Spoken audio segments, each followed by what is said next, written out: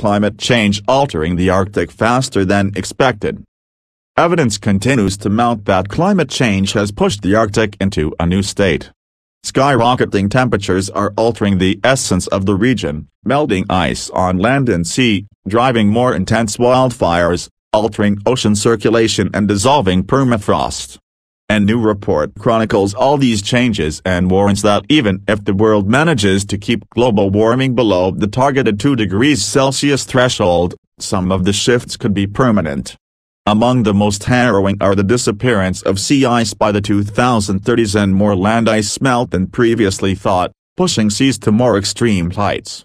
The findings, released Monday in the Snow, Water, Ice and Permafrost in the Arctic (SWIPA) assessment, come after a winter of extreme discontent for the region. Sea ice receded a bit in November, a rare occurrence, and hit a record low maximum for the third year in a row.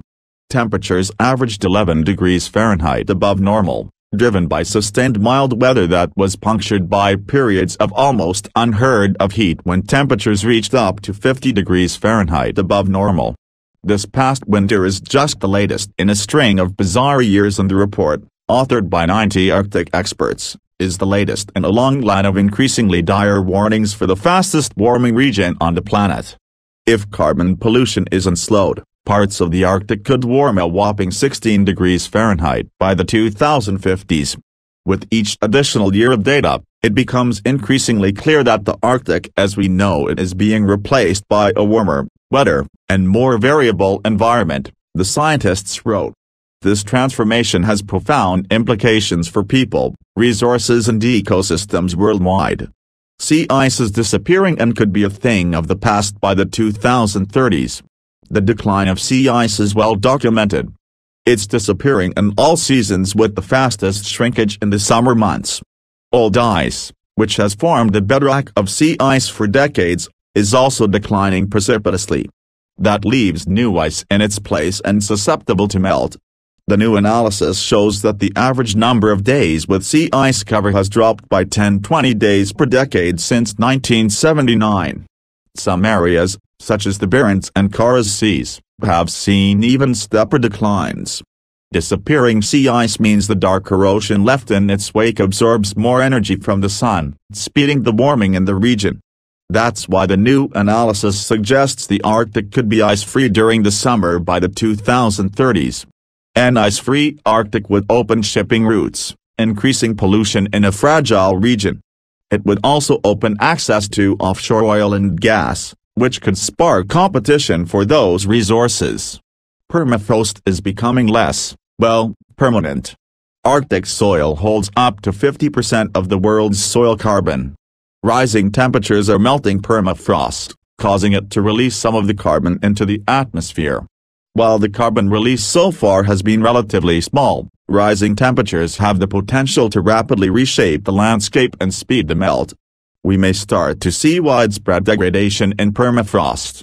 Somewhere in the timescale of 20-30 years, Vladimir Romanovsky, a permafrost expert at the University of Alaska, said. Melting permafrost also poses a massive issue for communities in the Arctic, which are built on what was previously solid ground. Infrastructure from Siberia to Alaska to Canada is sinking, and further thaw will only worsen these impacts. Land ice is disappearing, raising seas and altering ocean circulation. The biggest impact for the globe is the melt of land ice from Greenland's massive ice sheet. It's the biggest land ice driver of sea level rise, and it's been melting at a quickening rate since 2011. The SWIPA report uses new data and findings to update the Intergovernmental Panel on Climate Change sea level rise estimates made just 4 years ago. I want to stress those numbers are probably underestimates, Jason Box, a Greenland ice sheet researcher and one of the report's authors, said. They haven't yet put in all the sensitivities we're finding in the SWIPA reports. All these other sensitivities are ones we didn't have in our minds before, and they're adding up and multiplying each other. If carbon emissions continue on their current trends, the report indicates 29 inches would be the low end of sea level rise estimates by 2100, roughly 9 inches higher than the minimum IPCC estimate. And that's just the low end, with more sea level rise possible as scientists untangle the web of melting in Greenland as well as the Antarctic. The massive rush of freshwater into the Arctic Ocean is also reshaping ocean circulation and the ecology of the region. Researchers have seen a marked slowdown in North Atlantic circulation as cold, fresh water off Greenland's southern tip has acted as a roadblock to the currents that steer water through the region. That has the potential to mess with ocean circulation as well as weather patterns, particularly in Europe. The changes in the Arctic are a harbinger of what's in store for the planet if we continue to emit carbon pollution. Some of these changes are likely irreversible. But the report does note that if the world sticks to its goal in the Paris Agreement, the region could reach an equilibrium that, while different from its present state, is still less radical than the fate it faces if we keep going down the current carbon path.